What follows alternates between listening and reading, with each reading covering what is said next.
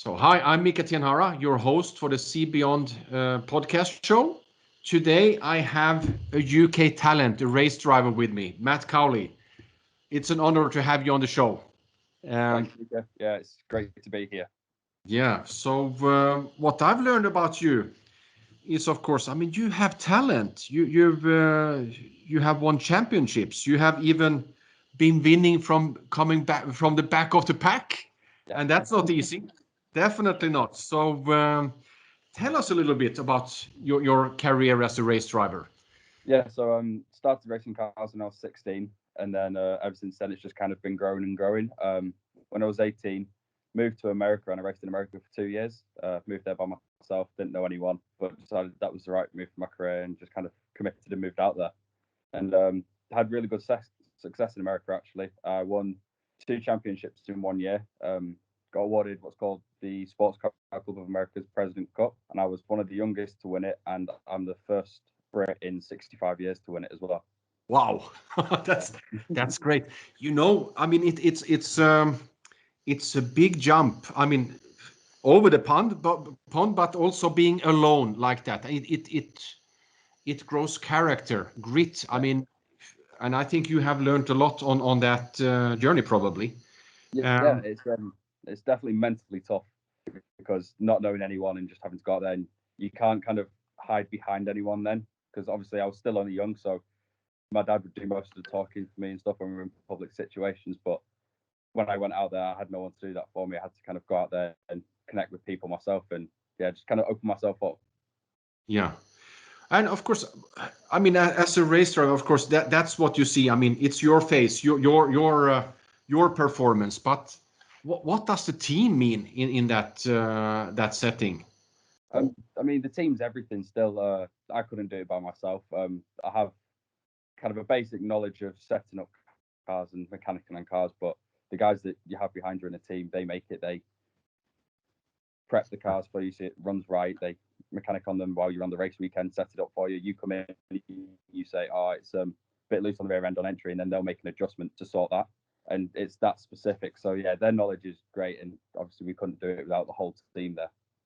Yeah, yeah. I mean, it's so important with the team. It was like I had another discussion the other day here. I mean, it said that team together, everyone achieves more, and I think Exactly. it. Yeah, so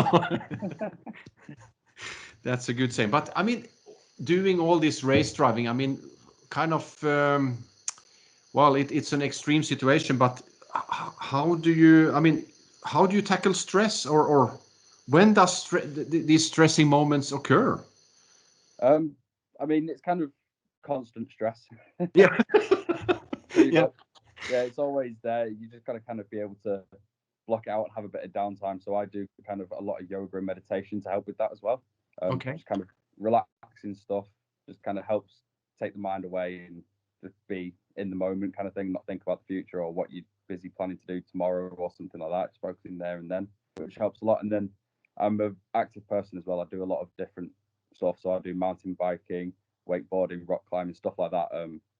Anything you think of, I've done it, snowboarding, skiing, everything. So I Yeah, just like to keep myself active and it takes your mind off of it.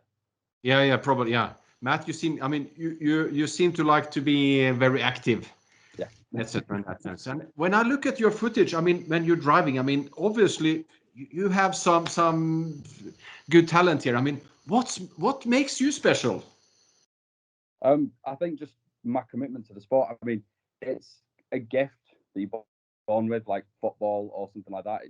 It's a natural gift, but then you can only get so far with the natural gift.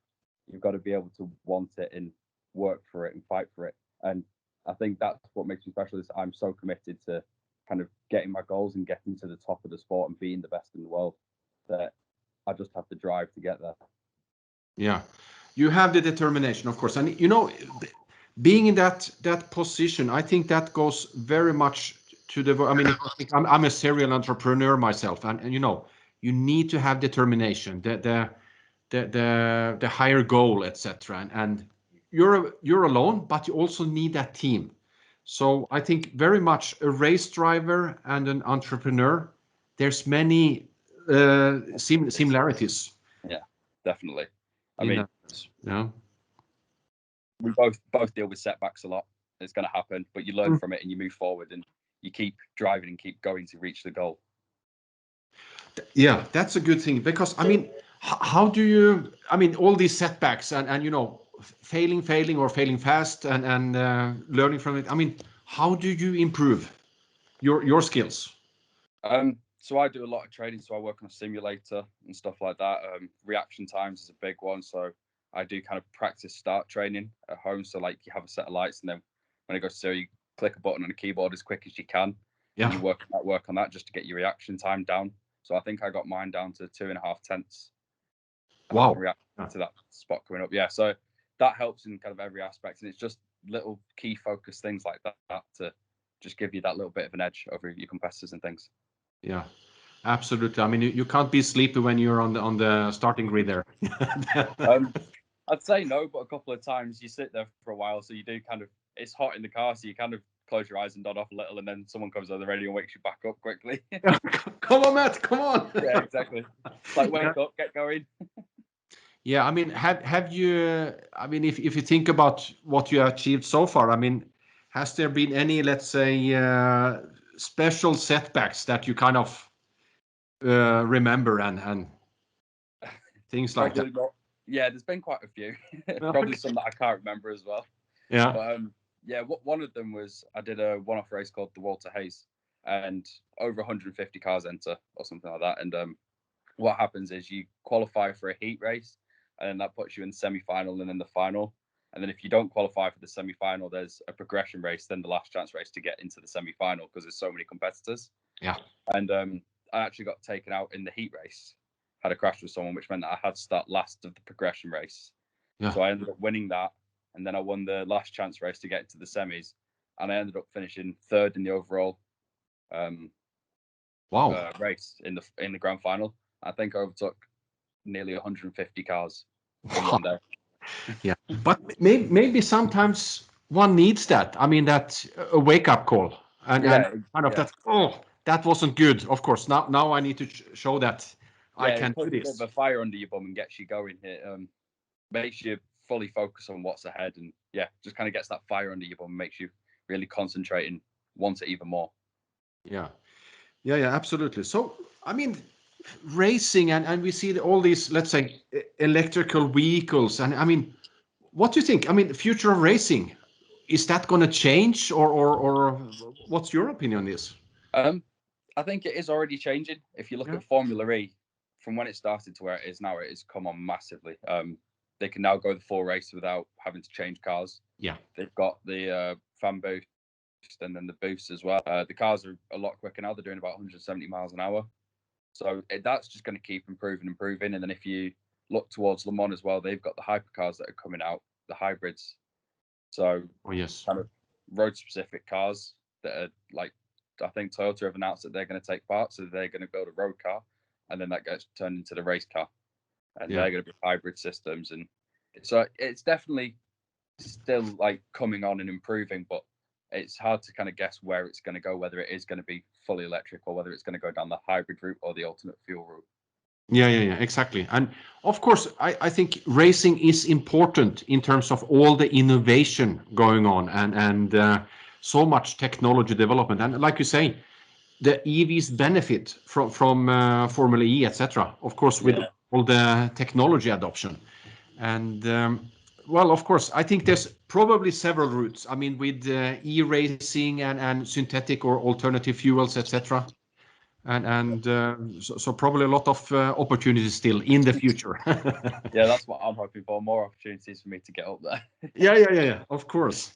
And but then also, I think you the other side of you or other interests you have, the charities you're working with actually. Could you tell a bit about those?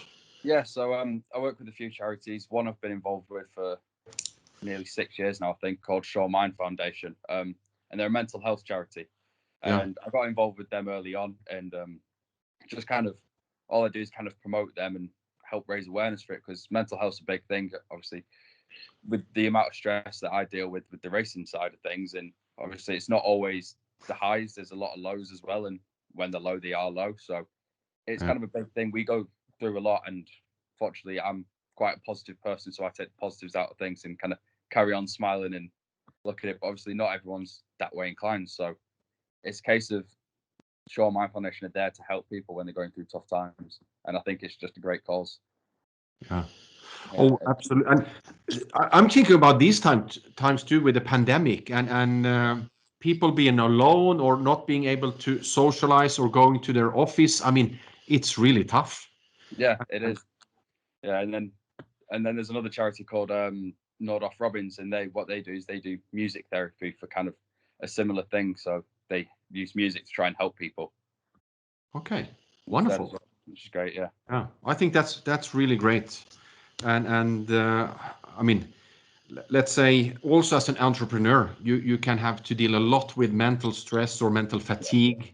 I've seen others, I mean, with burnouts. I've been close to that myself too. But I think, of course, you kind of need to do that self-assessment and get some support too on that side. I mean, as you say, you have, I mean, there's always lows and you have the highs. Those are fine. But do you get any support when you kind of mental training too for yourself? Yeah. So the meditation is my kind of support. I do a lot of meditating. Just kind of, it helps you focus on what's actually kind of happening and getting rid of everything around you that doesn't need to be there for that brief period of time. And it helps kind of line things up and makes you realize what's actually going on rather than just feeling the emotion side straight away. Yeah.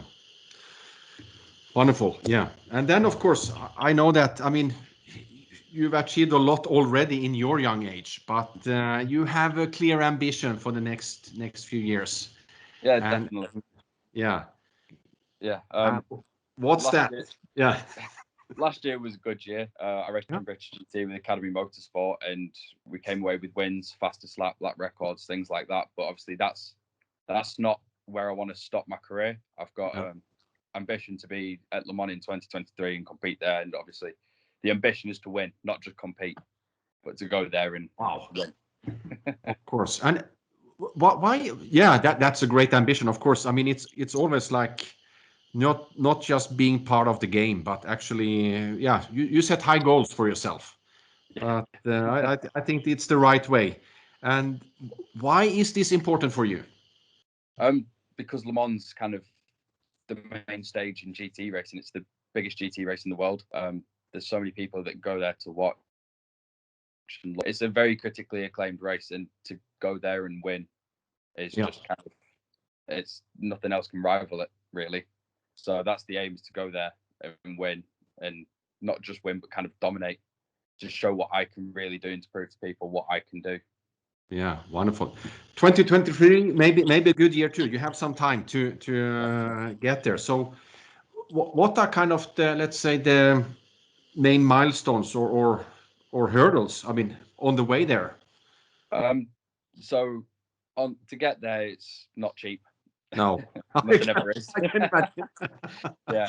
It's, over the next sort of 2-3 years, it'd be around £2 million to get there.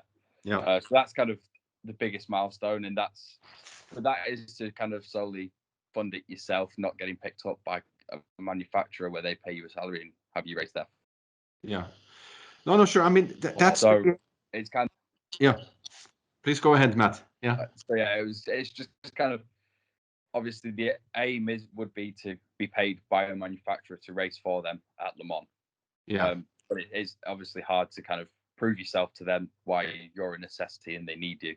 So we're just striving to make that happen at the minute, but to get to that point, you still need the money to show them what you can do. Yeah.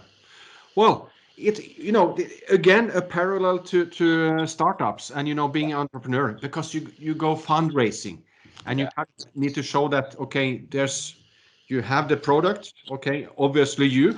Yeah. And then you need to do some marketing, of course, and get the financing, but it's all around the execution. Why that is a good package, of course. So I wish you all well and good luck in that fundraising too, because it would be great to see you there and see what you can achieve towards your goals. So That's an exciting journey ahead. Well, in this pandemic time, I mean, how do you go around? I mean, getting all practice and training. Is that all possible? Yeah, I mean, it's a bit tough at the minute. They're just starting to open up racetracks in the UK again now for practicing. So I do a lot of driver coaching, so it's not necessarily me being out in the car, it's me being at the track, because just being there and kind of reviewing other people, obviously it helps you learn as well, because you learn from what they do and you take out the best bits when you're helping someone. And then, so that's finally starting to open again, but it's been a long period of not really doing anything racing wise at the minute. It's just kind of been training and waiting for the go ahead by the government. Yeah. That can be very frustrating, of course, that you can't do what you really want to. Yeah. And I think it's like that for most of us. But how do you say, I mean, what's the plan? Is it going to open up in UK in later this year? They've announced that the championship's going to go ahead later on in the year. So now it's just a case of getting the budget together to go racing, basically. Yeah. The team from last year have said that they want me back, so that's a bonus. So there's a seat there waiting for me. I just got to find the budget together. Oh, wonderful. Well, maybe it's a good time also to be out there marketing and fundraising and get towards your goals and start with the racing now in UK and work towards Le Mans, of course. Yeah. I bet there's tough competition too for Le Mans. Yeah. Definitely, yeah. I mean, it's obvious every GT driver wants to go race at Le Mans, so of course, yeah. There's a lot of people out there trying to do the same thing I'm doing, but I just like to think that I've got more commitment and more willingness to get there than everyone else. Yeah. Well, I think that's great, and so we have an ambitious, talented driver here, and seeking more fundraising or funds to get towards the goal. So I wish also the audience and everyone listening, seeing this, that go and watch for Matt Cowley's videos. I think those great too on YouTube. Yep. And anything else you want to add to that, Matt? Just thanks for having me on the show, and I've really enjoyed being here. Yeah, thanks for being on this, Matt. I really enjoyed talking with you, and best of luck. I'll be watching you and see how you progress, and we'll stay in touch. Thank you very much. Thank you.